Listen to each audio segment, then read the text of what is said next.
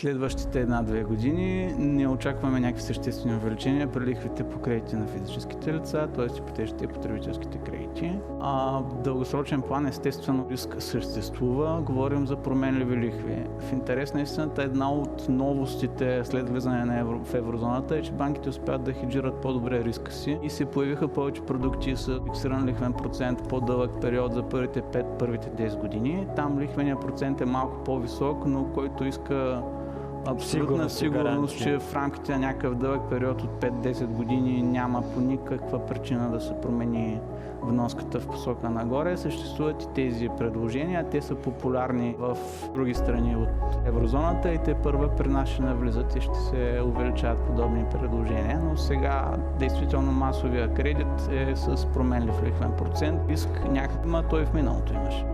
Доверете се на опита. Вашият нов дом започва с безплатна консултация от Кредитланд.